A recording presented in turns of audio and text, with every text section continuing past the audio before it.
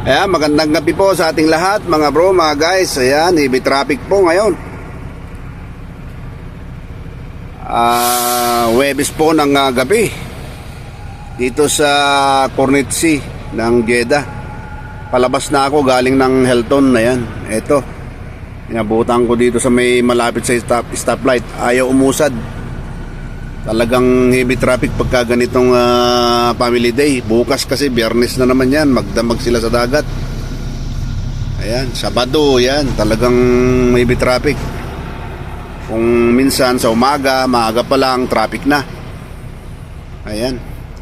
Pero tayo naman ay sanay tayo sa ganitong sitwasyon ng kalsada.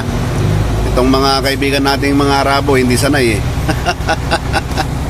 Okay, update na lang tayo mga bro, mga guys. At maraming salamat po sa lahat ng mga nanonood sa YouTube channel, Robert Aquino Official, saka FB page. Ayan, maraming salamat po sa mga followers namin.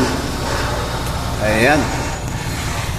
At naway nasa mabuti kayong kalagayan lahat yan sa gabing ito. Ayan.